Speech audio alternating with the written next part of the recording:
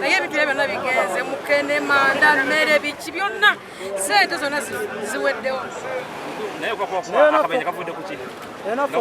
eryato balitissa bubi eryato balitissa nnyo era ekisinza okutaasako abamu zibadde life jacket kale n'olwensonga eyo bannange abagoba b'amaato mutika bulungi eryato olaba nga ebintu bingi muteekemulaba ebintu nga bingi mufune eryato ekirala ne life jacket eziri origino ezitali bugoye bweroweero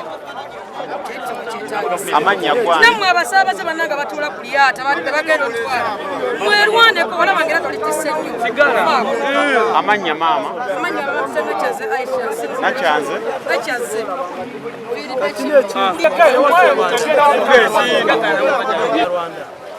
kakati tutaasa abantu bano fenaffe twabadde tumuddeyo kubanga twabadde bakazinoonya abasaabaze nawe mukimanyi kyega amazzi gano mawanvu nnyo amaanyi nawe ekisoose okubataasa bano bavuliddemu abakoze ekirungi naye tusanyuse nnyo abanga abuli abakoze omulimu gw'amaanyi n'ekindi kisooka bano bepika b'ebinaala kyetaaga bakoze self jacket zirungi kaziri original tibagenda mu bino obanga ebyo byataasa abannayuganda bangi taasisa abantu 8 abantu bafudde babadde 4 omwana omuyekka era n'omukyalo omu n'abasajja abandi basigadde ebikimu emirambo tebagirabyeko kubanga nawe embewo yabadde ebifuwa bajja kuba bitwalana ku ssatu bajja kunakuaa nebafuna emirambo tasobola kuba kati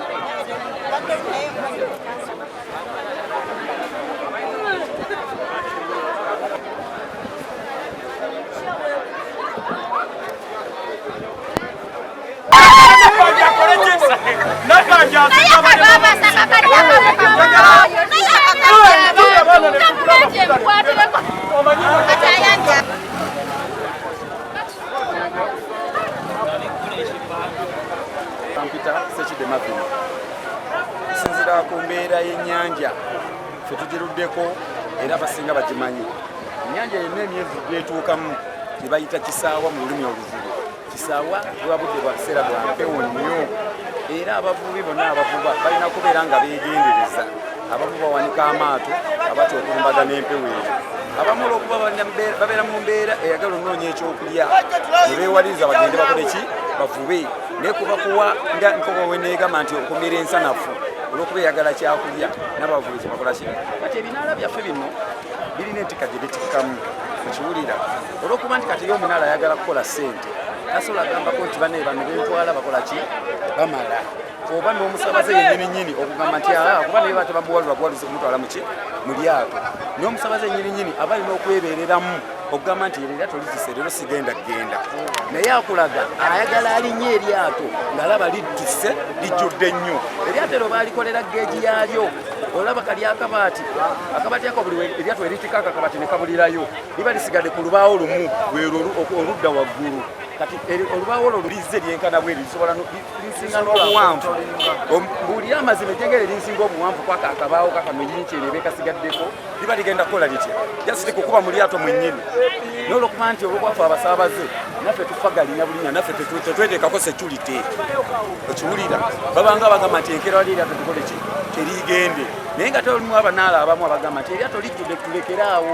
mulekerawo ebintu oli naalwana banenze ebyange babiteekemu tebisigala olw'ensonga atya okumulaba obubi naye naffe kennyininyini tuli balagajjavu ku bulamu bwaffe okiwulira eryato lisibye ensawo za Mukene 100 litiseeko abantu batudde kuli ku mutwe lisigaza akawero kakaliita mu linalo obuyanja kankayita obuyanja ekiwulira si maziga wano mu buvano paka wali lwazi nyanja nnene nyo obulamu bwabwe mu matigga nabo bennyininyini beetereezi abasaabaze abasabalira ku nyanja babeerawo eryato maximum yali tutana kwala abantu nga 40 maximum naate era waliwo embeera weeterana nga bagenze 6 oba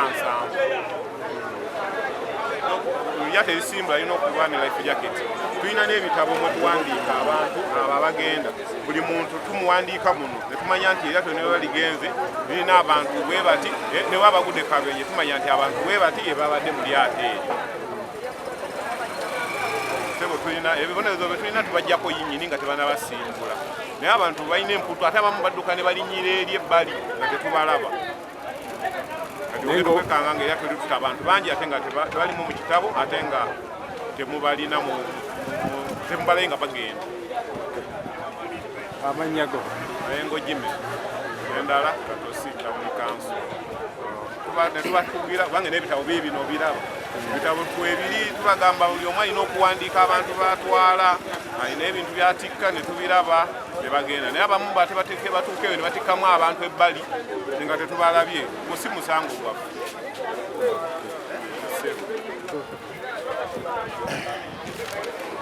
gano ge manya tuwandiika erinnya ly'omuntu gy'avudde n'essimu ze amasimu g'abantu n'ekika nti musajja mukazi tubiwandiika gwe mulimo gwe tukola tutandikira eno tujja tuwandiika buli erigenda tumanya nti yato ligenze ennaku z'omwezi weziti n'abantu bwe bati kolanga marine officer tusilani research nga bw'aba agenda okulinnya yandibadde nga asooka n'asaba life jacket ng'agisaba nannyini lyato n'alyoka alinnya ate singa alaba nti nno eryato lijjudde nnyo asobola okugamba nti abannange nze sijja sobola neekengedde eryato nno sijja kola ki sijja digenderamu kuba ebiseera bya mpewo naye oli ava gy'avudde olw'okuba ayagala atuuke mangu ne bamugamba tewali life jacket eryato lijjudde n'agamba gwe ntwalaayo ogamba n'abeera nga asaddaako obulamu tukiteekako nnyo amaanyi era tulina n'ebbaafu etambulira tugezaako ne bateekako ebbaafu negenda nebasitoping ne bagamba temuyina life jacket muddeeyo mufune life jacket muwandiise muligesitalinze abantu bonna bonna bemuyina bwemuba temuligesitalinze bantu nga sibalina wano mu bikodi zange nga bakukomyawo osobola okubeera ng'ogenda omanyiddwa newajjuuka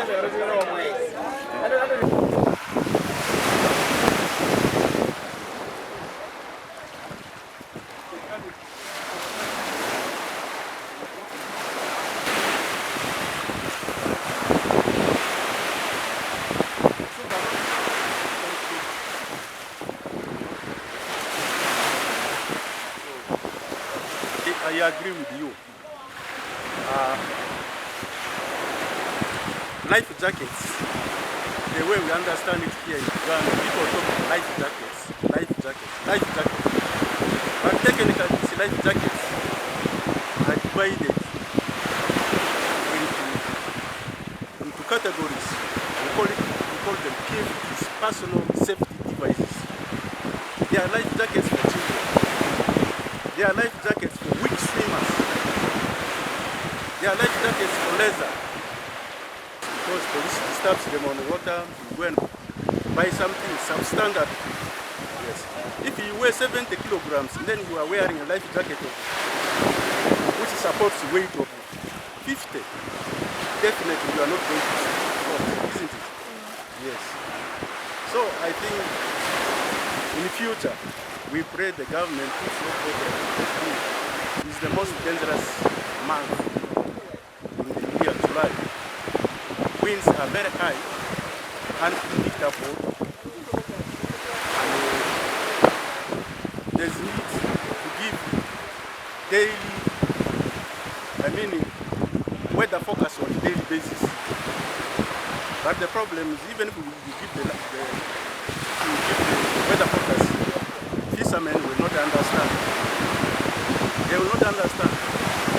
But again,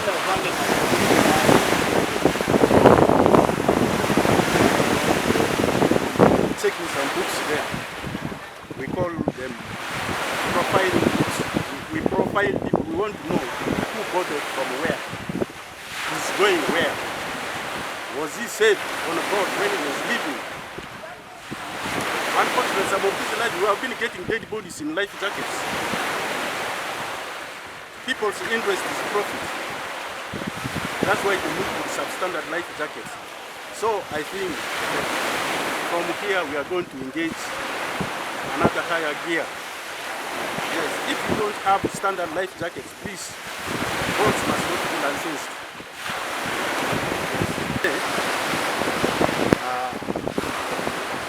Okay, it doesn't happen daily, but in most cases when there is high wind, we know that fishermen are the lake. And we know those not go with life saving equipment, at least one or two will capsize, and it happens. The last 3 days I've seen dead bodies because of drowning. Why? We tell them if you are going fishing, you carry a torch, carry a knife, carry a bailer, lutiba for fetching water. The fisherman capsized here because he did not carry a lutiba. It started raining, water accumulated in the boat, nothing for fetching out. Respect to the weather.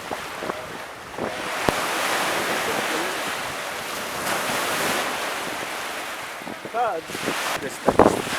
So our installations are all over the lake. Not only Lake Victoria, Lake Chioga, all the lakes.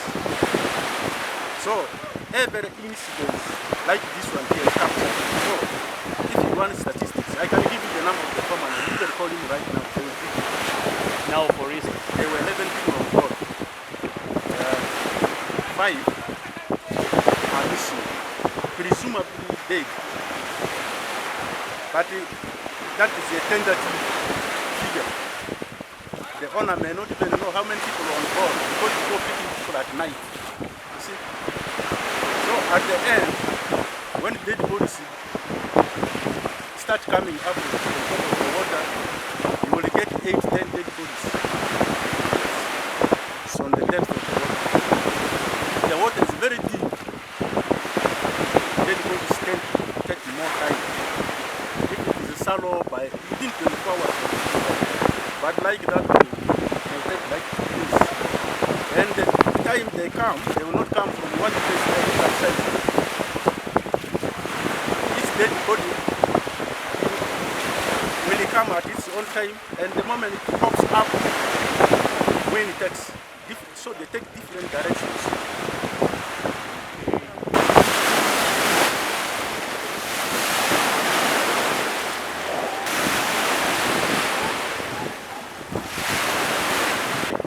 the same way border borders behave on our roads is the way they behave in the lake.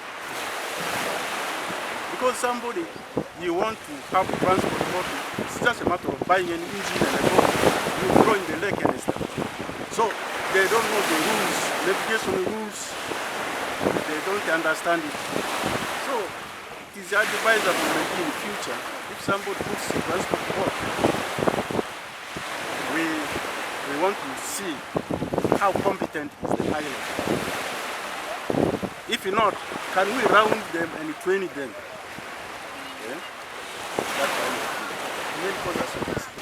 But currently, do we have a center where this can be done? Getting these people on board, training them, licensing them before going to water.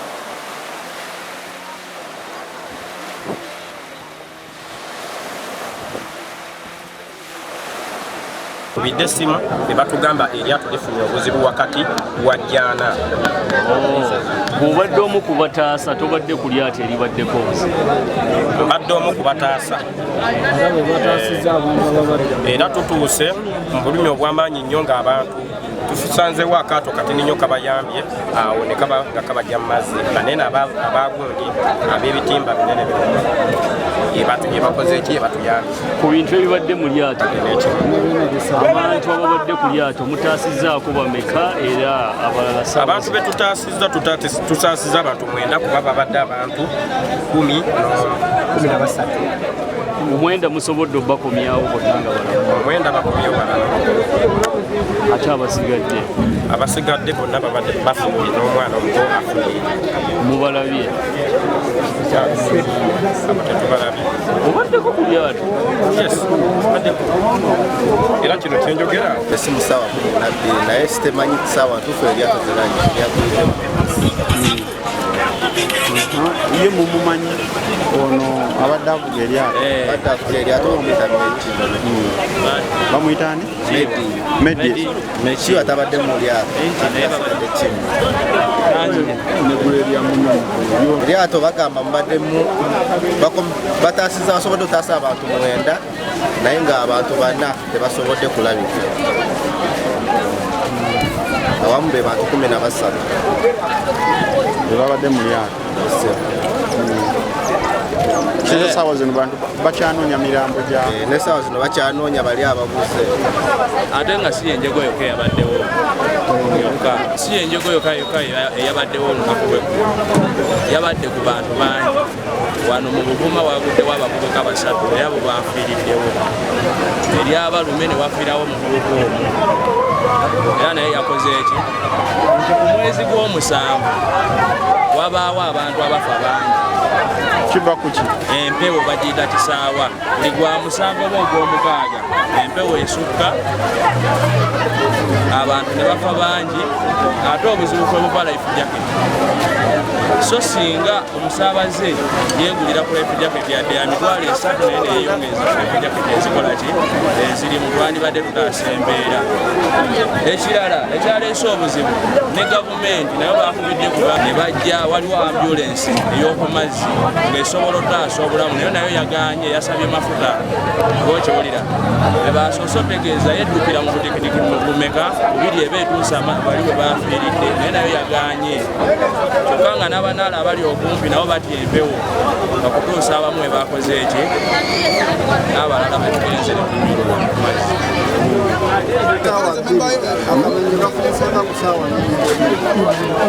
Sabire zati nilituuka eno saa meka? Katosi nilituuka eno saa 9.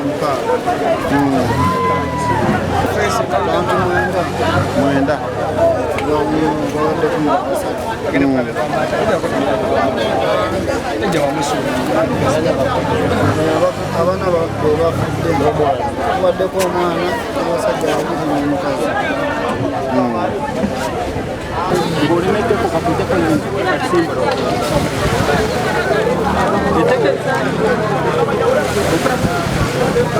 ogwayo gwakola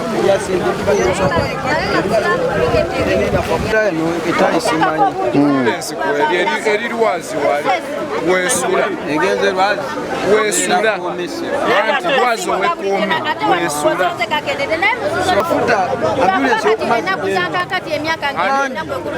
sona ndibadde ndolako ekitundu nabo bambeera naye obalaga nti tebafaayo babikozesa nti bakola nawuda kiraba kyovulaba nti ate abantu bannaffe basaze ogenda otaasa abaanaabo ngate ambulensi weeri ebadde esobola okudduka amangu ne bajjango ngaebadde ebafiridde tewabadde wala nalukamu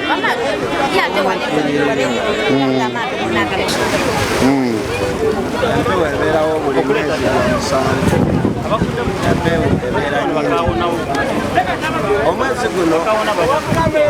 guno batugamba nga bajjajjaffe ab'edda nti amazzi galina omwezi gugatuuka nga tugetagazi okuva edda nedda omwezi guno kuba muzibu nnyo ku mazzi muzibu nnyo kubanga kati amazzi empewo erina okufuuyira ewiikisi ennungi zijja kuba enaku 14 naye ziba zakwenenya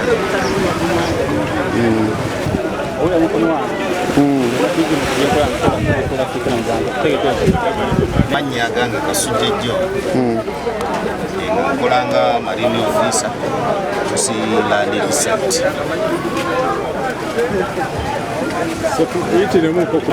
yandibadde nga asuubwa aba agenda okulinnya yandibadde nga asooka n'asaba life jacket ng'agisaba nannyini lyato n'alyoka alinnya ate singa alaba nti nno eryato lijjudde nnyo asobola okugamba nti abannange nze sijja sobola neekengedde eryato nto sijja kola ki sijja digenderamu kuba ebiseera bya mpewo naye oli ava gyavudde olw'okuba ayagala atuuke mangu ne bamugamba tewali life jacket eryato lijjudde n'agamba gwe ntwalaayo agamba n'abeera nga asaddaako obulamu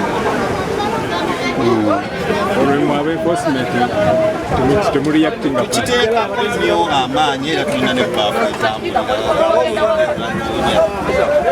tugezaako ne bateekako ebaafu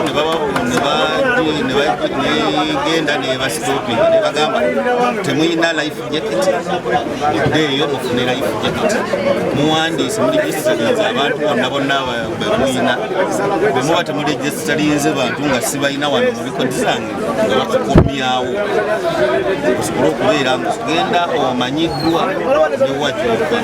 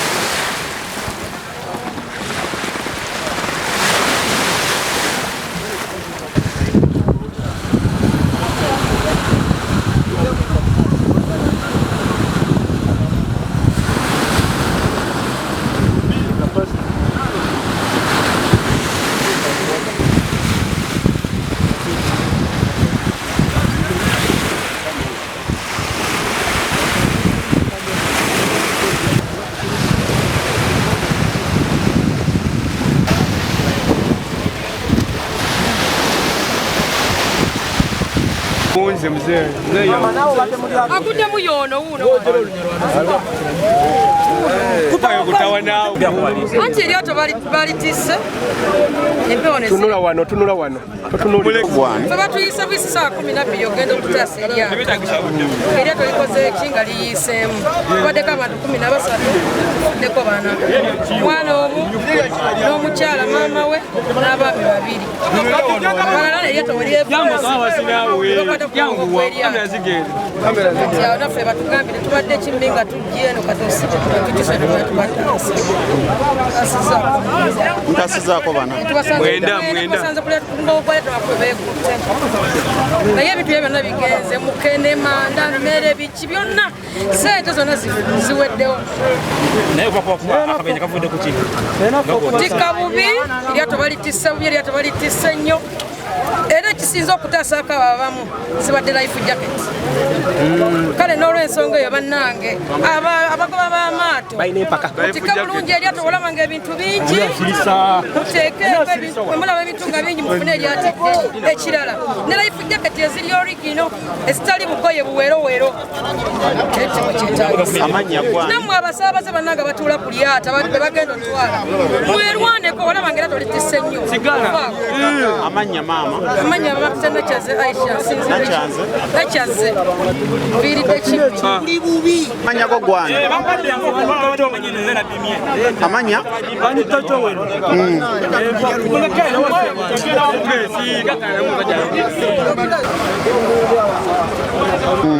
Munyarwanda bakatutaasa abantu bano naffe twabadde tumuddeyo kubanga twabadde bakaalinoonya abasaabaze nawe mukimanyi kyaga amazzi gano mawanvu nnyo amaanyi nawe abadde tusoose okubataasa bano bakulidde abakoze ekirungi naye tusanyuse nnyo abanga abuga abakoze omulimu gw'amaanyi naye ekindi kisooka bano bepika b'ebinaala kyetaaga bakozesa jacketi zirungi tibagenda mu biro obanga ebyo byataasa abanauganda bangi bali kati mutaasiza abantu nga bameka mmwe taasisa abantu 8 abantu bafudde babadde bana omwana omuli eka yafudde n'omukyalo omu n'abasajja balina abandi basigadde egikimu emirambo kati gitwalibwawo emirambo tibagirabyeko bakyanoonya kubanga nawe embewo yabadde ebikufuwa bajja kuba betwala na kusatu nakugula ne bafuna emirambo amanya ogambye gwani zebantu tajowere jowere ddala isime jowere gavumenti egezaako okwagala okubayigiriza okubuga naddala mu abantu ababeera ku mazzi naye nakuti